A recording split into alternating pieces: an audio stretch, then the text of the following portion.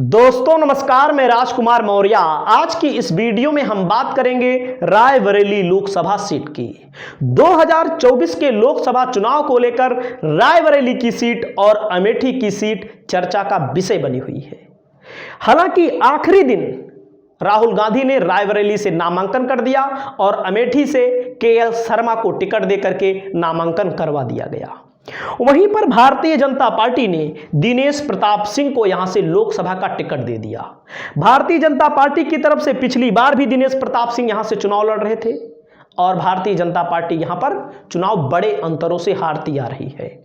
वहीं पर भारतीय जनता पार्टी की तरफ से कयास लगाया जा रहा था कि मनोज पांडे को टिकट दिया जा सकता है, जो समाजवादी पार्टी के विधायक हैं, जिन्होंने समाजवादी पार्टी के विपरीत जाकर के राज्यसभा में क्रॉस वोटिंग की। वहीं पर स्वामी प्रसाद मौर्य के भतीजे प्रमोद मौर्य भी यहां से टिकट मांग रहे थे। हालांकि टिकट जो मिला है दिनेश प्रताप सिंह को मिला हुआ है। अब मैं चलता हूं आगे। अब यहां पर आगे आप देखेंगे, आगे सबसे हॉट सीट है 2024 की लोकसभा सीट, सबसे हॉट सीट है। और पिछली बार भी दिनेश प्रताप सिंह सोनिया गांधी के खिलाफ चुनाव लड़े थे। सोनिया गांधी राजस्थान से राज्यसभा जा चुकी हैं, यानी कि इनकी तबीयत भी अब सही नहीं रहती, उम्र के आखिरी पड़ाव पर हैं, तो कहीं ना कहीं दिक्कतें आती रहती हैं। अगर हम बात करते हैं 2019 के लोकसभा रिजल्ट पर, तो कांग्रेस 5,34,918 वोट यहां पर प्राप्त करती है और वहीं पर दिनेश प्रताप सिंह को मिलता है 3,67,740 वोट। यहां पर 1,67,178 वोटों की लीड है। अगर हम 2019 के वोट के हुई आधार मान लें तो यहां पर भारतीय जनता पार्टी, जो गोदी मीडिया ये कह रहा है कि जीत जाएगी भारतीय जनता पार्टी, राहुल गांधी हार जाएंगे, फलाना है, धमाका है, बहुत सारी चीजें चल रही हैं, तो इस अंतर को पाटने के लिए किसी ऐसे नेता को बीजेपी को आवश्यकता थी, क्योंकि 2019 में बीजेपी पीक पर थी और मैंने पहले बताया है उत्तर प्रदेश की 25 से 30 सीटें न्यूनतम बीजेपी खोने जा रही है। न्यूनतम की मैं बात बोल रहा हूं, अधिकतम वो 50 भी हो सकता है, 40 भी हो सकता है। तो आप ये समझ सकते हैं, ऐसे नेता को खोजना चाहिए था अगर कांग्रेस से इसी आंकड़े के मुताबिक लड़ना था तो, क्योंकि उस समय पीक पर थी बीजेपी। और मैं आपको आंकड़े आगे दिखा रहा हूं, आप देखिएगा यहां पर। अब यहां पर मौर्य अच्छी खासी आबादी है, इसी को लेकर के स्वामी प्रसाद मौर्य के भतीजे प्रमोद मौर्य बीजेपी में हैं, वो भी टिकट मांग रहे थे। हालांकि उनको टिकट नहीं मिला, तो उनका भी दावा था कि अगर हम यहां चुनाव लड़ते तो बहुत अच्छा चुनाव लड़ते। जीत हार की गारंटी वो जनता लेती है, लेकिन उनका भी ये दावा था।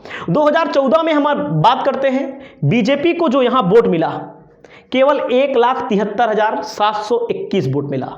कांग्रेस को वोट मिला 5,26,434 वोट मिला।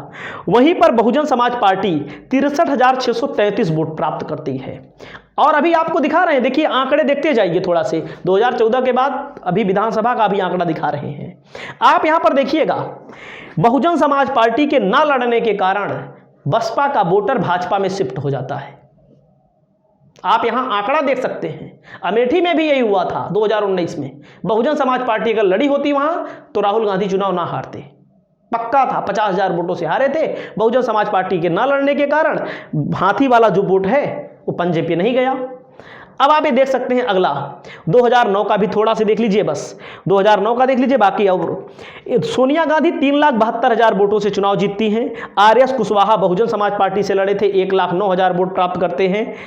आरबी सिंह 25,000 वोट प्राप्त करते हैं। अब आती है राहुल गांधी की। 2024 को लेकर के राहुल गांधी अब आ चुके हैं, तो राहुल गांधी का क्या परिणाम होगा? राहुल गांधी चुनाव यहां एक तरफा जीत रहे हैं। आंकड़ा आप देखिएगा भी, क्यों? कांग्रेस का इतना बड़ा थोक का वोट बैंक है, जब कांग्रेस उत्तर प्रदेश में केवल 2 विधायक हैं। मेरा खुद का मानना है, मैं जितनी लोकसभा का आकलन कर रहा हूं, मैं आकलन कर रहा हूं कि विधानसभा में जो समाजवादी पार्टी को वोट मिला है, कांग्रेस को वोट मिला है, वही मिल जाए। अलग से मिलने की जरूरत ही नहीं है। अलग से तो पेपर लीक का मुद्दा है, बेरोजगारी का मुद्दा है, महंगाई का मुद्दा है, बीजेपी के लोग वोट देने ही नहीं निकल रहे हैं, ये भी बताया जा रहा है। तो आप वोट आप परसेंटेज कम हो रहा है, तो राहुल गांधी का क्या हाल होने वाला है? वहीं पर आपने देखा किशोरी लाल शर्मा को टिकट दिया गया है, स्मृति ईरानी के सामने लड़ रहे हैं, तो यहां पर बीजेपी के लोग कह रहे हैं भाग गए।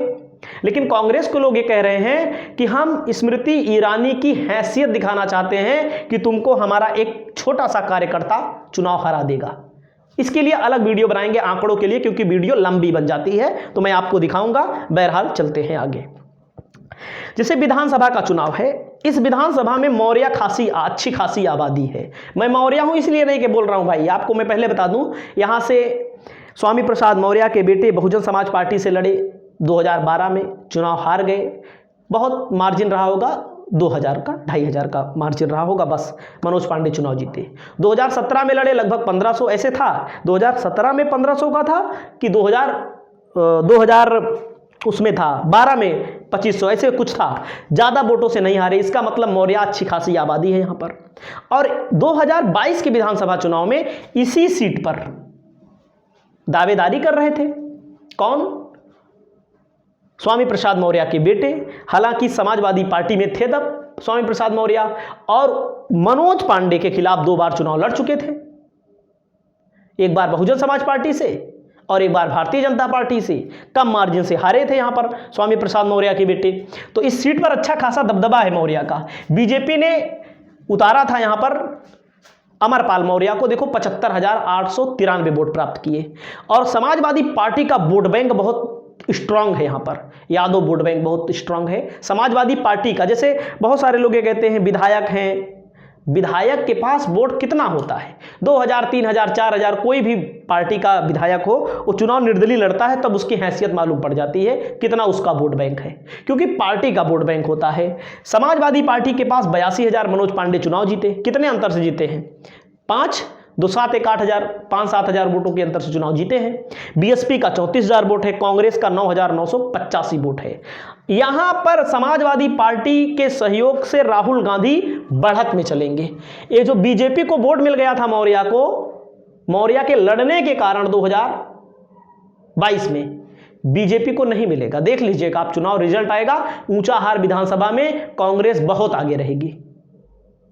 क्योंकि बहुत सारे सेंटीमेंट होते हैं लोकसभा में या विधानसभा में, और बहुत सारे लोग कहते हैं विधानसभा का कहे तुलना करते हो। देख लीजिएगा आप, विधानसभा के अनुमान पर ही यहां पर सब कुछ होता है। बछरावा की बात करें, बीजेपी 62,000, समाजवादी पार्टी 65,000, बीएसपी छोड़ दीजिए, बीएसपी खुद लड़ रही है, कांग्रेस 56,835 वोट प्राप्त कर रही है।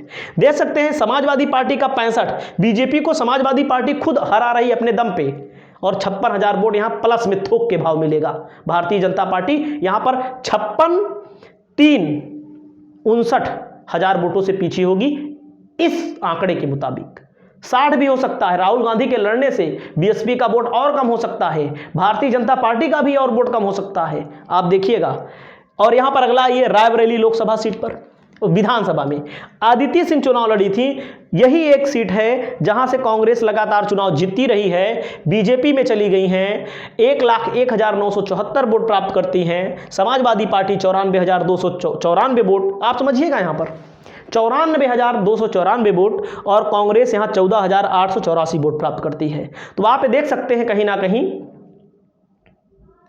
देख सकते हैं ना भाई, सपा और कांग्रेस मिलेगी तो जाहिर सी बात है। और इस वोट बैंक में जो आप देख रहे हैं, इस वोट बैंक में भी कांग्रेस के पास वोट आएगा, बीएसपी का भी कुछ वोट आएगा, क्योंकि राहुल गांधी बड़ी शख्सियत है, तमाम मुद्दे हैं देश के पास। सरेनी में बीजेपी 62,000, समाजवादी पार्टी 66,000। देख सकते हैं समाजवादी पार्टी ही बीजेपी को हरा दे रही है, और कांग्रेस का जो वोट मिलेगा प्लस वोट बैंक मिलेगा। और आपको मैं बता रहा हूं, हरचंदपुर में BJP 78,000, Samajwadi party 91,000। Samajwadi party हरा दे रही है, हराने के बावजूद भी उसके पास 12,000 वोट बच रहा है, और कांग्रेस का 16,000 वोट ए प्लस रहेगा, आप देख लीजिएगा चुनाव में। और अगर हम बात करें इस विधानसभा में जितना बीजेपी को वोट मिला था उतना ही बीजेपी को मिलेगा, तो बीजेपी मैक्सिमम 3,81,000 वोटों से ज्यादा नहीं पाएगी। हालांकि मेरा खुद का मानना है इस वोट में ऐसे वोट शामिल हैं जो कहीं ना कहीं बीजेपी को नहीं मिलेंगे। बैकवर्ड का भी वोट शामिल है, मौर्य का वोट शामिल है, निषाद का भी वोट शामिल है, कुर्मी का भी वोट शामिल है। इंडिया गठबंधन 5,56,000 वोट विधानसभा के हिसाब से मैं बता रहा हूं आपको, इसमें अभी प्लस होगा। बसपा का भी कुछ माइनस हो सकता है, कुछ ज़्यादा नहीं तो कम से कम 10-20 हज़ार वोट तो पक्का माइनस हो जाएगा। अगली सीट है, अब 2024 में आप देख सकते हैं यही है आंकड़ा, और यहाँ पर बीजेपी बुरी हार हारने जा रही है। इसका जो हार का मार्जिन होगा लगभग 2.5 से 3 लाख होगा बीजेपी का रायबरेली में, क्योंकि रायबरेली में राहुल गांधी लड़ रहे हैं। राहुल गांधी के अलावा तमाम मुद्दे हैं। बीजेपी यहाँ कहीं ना कहीं एक तरह से जान लीजिए डमी कैंडिडेट माने जाएंगे, भले वहाँ के हैं, भले चुनाव लड़ चुके हैं। तो समाजवादी पार्टी और कांग्रेस का गठबंधन, राहुल गांधी यहाँ प्रचंड बहुमत के साथ चुनाव जीतेंगे इस सीट पर। आपकी क्या राय है? अपनी राय बताइए। नमस्कार।